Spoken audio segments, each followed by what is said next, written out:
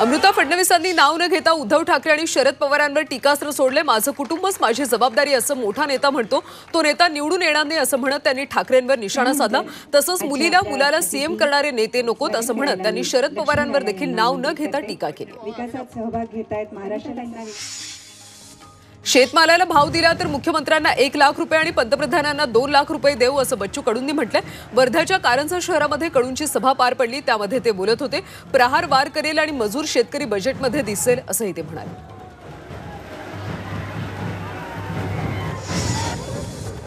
महात्मा ज्योतिबा फुले यांनी 1880 मध्ये पुणे ते रायगड पायी चालत जाऊन रायगड किल्ल्यावर पालापाचोळ्यात हरवलेली शिवरायांची समाधी शोधून काढली। त्यानंतर महात्मा फुलेंनी शिवजयंती उत्सव सुरू केला। या सर्वांची कागदपत्रही उपलब्ध असल्याचा दाखला अजित पवारांनी नाशिकमधल्या फुले स्मारक लोकार्पण कार्यक्रमात दिला। मुंबईतल्या मेट्रो 3च्या कामामध्ये भ्रष्टाचार झाल्याचा आरोप आदित्य ठाकरे यांनी केलाय। महाविकास आघाडीचं सरकार असतं तर मेट्रो 3चं काम डिसेंबर 2023 पूर्वीच पूर्ण झालं असतं, मात्र महायुती सरकारनं हे काम रखडवलं। तसंच या कामाचा खर्च तब्बल 10,000 कोटींपर्यंत वाढवून प्रत्येक स्टेशन मागे भ्रष्टाचार केल्याचा आरोप आदित्य ठाकरे यांनी केला। मतदाता जो होता है उसे बराबर पता है। अक्कलकोट तालुक्यामध्ये रेशन दुकानात प्लास्टिकच्या तांदळाचं वाटप होत असल्याचा गंभीर आरोप खासदार प्रणिती शिंदे यांनी पत्रकार परिषदेत केला। अक्कलकोट मधल्या 2 गावांमध्ये रेशनच्या माध्यमातून प्लास्टिकच्या तांदळाचं वाटप केलं जात असल्याचा आरोप प्रणिती शिंदे यांनी राज्य सरकारवर केला। केंद्रीय अर्थमंत्री निर्मला सीतारामन यांच्या विरोधात बंगळुरूच्या विशेष न्यायालयानं गुन्हा दाखल करण्याचे आदेश दिलेत।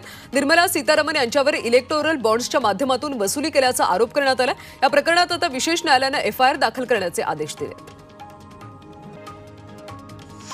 खडसेविरुद्ध महाजन वाद पुन्हा पेटलाय। बोदवडला पाणी मिळत नाही ही माझी जबाबदारीच नाही, तुमचा आमदार या ठिकाणी आहे, 5 वर्ष तुमचाच आमदार आहे, त्याने मतदारसंघात काय केलं आणि जे काम थांबवलं आहे ते गिरीश महाजन पाटबंधारे मंत्री असताना थांबवले गेले असं जोरदार प्रत्युत्तर एकनाथ खडसे यांनी गिरीश महाजन यांना दिले। हर्षवर्धन पाटलांचं ठरलं, मात्र पितृ पंधरवडा संपल्यानंतर निर्णय घेणार असल्याचं त्यांनी सांगितलं। इतकंच नाही तर 10 वर्षात संविधानिक पद नाही तरीही आपण जनतेच्या आग्रहाखातर काँग्रेस आणि भाजपात जाण्याचा निर्णय घेतला आणि आताही जे काही जनतेच्या मनात असेल तोच निर्णय घेऊ असंही ते म्हणाले। 288 नाही तर 10 जागा आल्या तरी मुख्यमंत्र्यांचा गणपती करू, प्रहार संघटनेचे बच्चू कडूंनी मुख्यमंत्री एकनाथ शिंदेंना असा इशारा दिला।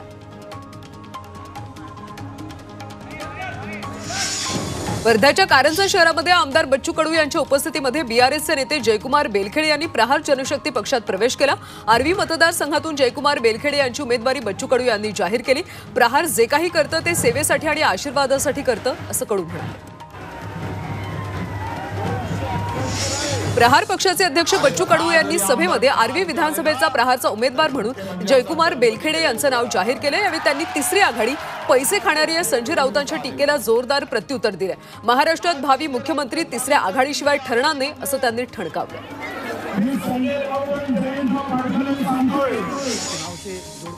आदित्य ठाकरे यांनी भाजप आणि शिंदेंवर उपहासात्मक टीका केली। भाजप आणि शिंदे जादूगर असल्याचं त्यांनी म्हटलं। यावेळी उदाहरण देताना त्यांनी 2014 साली 15 लाख तुमच्या खात्यात येणार असल्याचं आश्वासन दिल्यानंतर 2024 साली 1500 रुपये खात्यात आले, ते पण बहिणींच्या आणि पुन्हा यांचं सरकार आलं तर 150 रुपयेच मिळतील असा टोला आदित्य ठाकरेंनी दिला।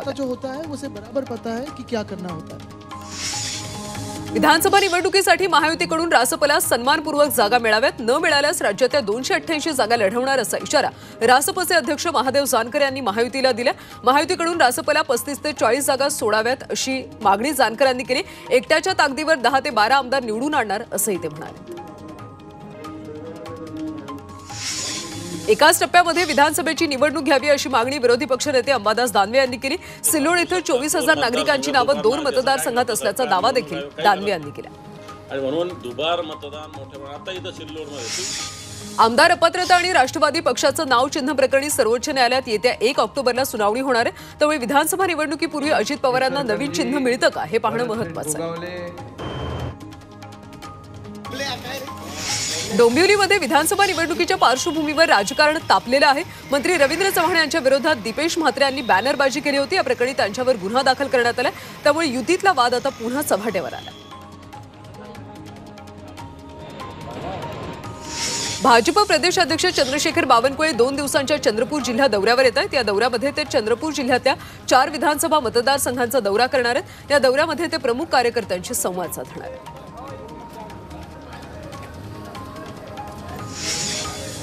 शरद पवार राष्ट्रवादी पक्षाचे समरजित घाटगे यांचा आज मुंबईमध्ये मेळावा होतोय। 3 वाजता हा मेळावा लोअर परेल इथं पार पडणार आहे। गेल्या रविवारी मंत्री हसन मुश्रीफ यांनी मुंबईमध्ये मेळावा घेतला होता। समरजित घाटगे आणि हसन मुश्रीफ हे एकमेकांच्या विरोधात निवडणुकीच्या रिंगणात उतरणार असल्याची चर्चा। मंकीपॉक्सच्या प्रादुर्भावाविषयी केंद्र सरकारनं राज्यांना सूचना दिल्या तर केंद्रशासित प्रदेशांना सजग राहण्याचे निर्देश दिलेत। मंकीपॉक्स संशयित रुग्णांना विलगीकरणाबाबत ठेवण्याबरोबरच रोगप्रतिबंधक उपाययोजना कडकपणे राबवण्याच्या सूचना देण्यात आल्या।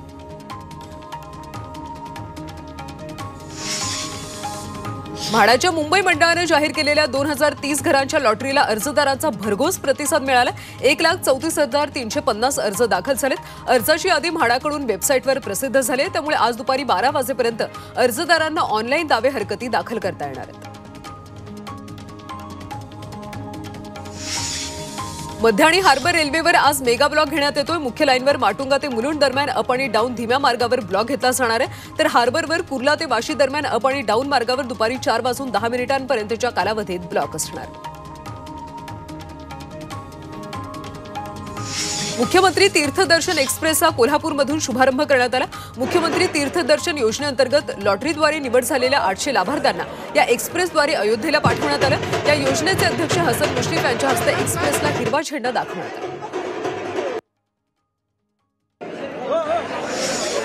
पुणे जिल्ह्यातल्या दूध उत्पादक शेतकऱ्यांसाठी एक आनंदाची बातमी आहे। जिल्हा दूध संघातल्या कात्रज डेअरीचे सभासद असलेल्या दूध उत्पादकांना प्रति लिटर 2 रुपये फरकाची रक्कम ही लाभांश रूपाने मिळणार आहे, असा निर्णय दूध संघाने घेतलाय। दूध संघाचे अध्यक्ष भगवान पासलकर यांनी याबाबतची घोषणा केली। सांगली जिल्हा परिषदेनं माझी वसुंधरा अभियानामध्ये राज्यामध्ये प्रथम क्रमांक पटकावला। राज्यातल्या 130 बक्षिसांपैकी 18 बक्षिसं सांगली जिल्ह्याला मिळाले। यामुळे या बक्षिसाच्या माध्यमातून 9,20,00,000ची रक्कम मिळाली।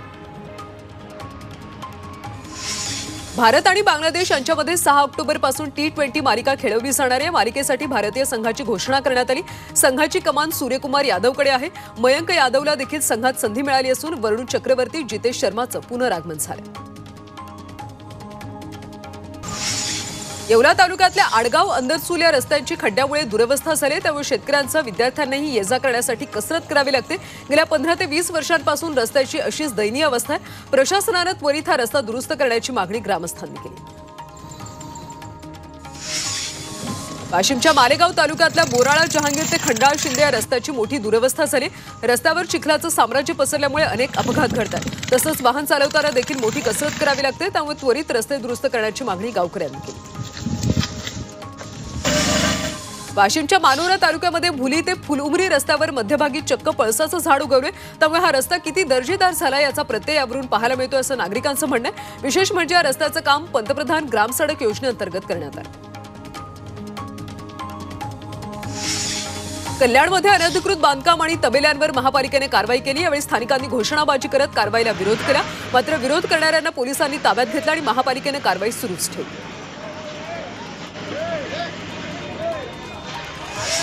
जळगावच्या चोपडा तालुक्यातल्या भ्रष्ट अधिकारी कर्मचाऱ्यांच्या विरोधात नागरिक आक्रमक झाले। तालुका अध्यक्ष आणि राष्ट्रवादीच्या सर्व पदाधिकाऱ्यांच्या उपस्थितीमध्ये आंदोलन करण्यात आलं। पाणी पुरवठा, खड्डे, शिक्षण आणि कृषी विभागाचा अनागोंदी कारभार, रेशन दुकानदारांचा काळा बाजार यामध्ये ग्रामसेवक आणि ठेकेदारांची मिलीभगत असल्याचा आरोप देखील यावेळी करण्यात आला। यवतमाळमध्ये संतप्त महिलांनी रास्ता रोको आंदोलन केलं। अमृत पाणीपुरवठा योजना पूर्ण झाल्याचे दावे केले, मात्र अद्याप नागरिकांना पाण्यासाठी पायपीट करावी लागते, त्यामुळे महिलांनी हातात हंडे घेऊन संताप व्यक्त केला।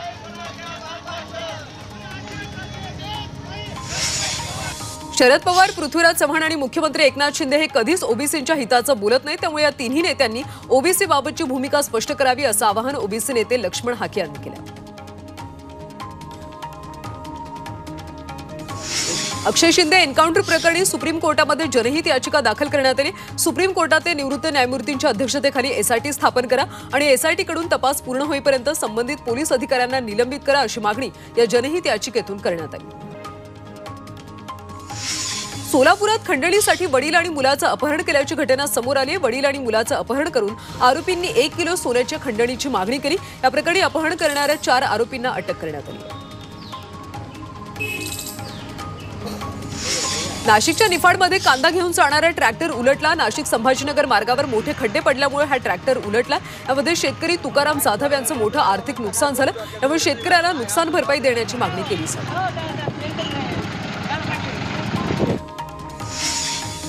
मुंबईचा फलंदाज मुशीर खान शुक्रवारी रस्ते अपघातात जखमी झाला. त्यामुळे आता तो 16 आठवडे मैदानाबाहेर राहणार आहे. मुशीर खानच्या डोक्याला दुखापत झाली असून त्याला मानेच्या मागच्या बाजूला वेदना होत आहे.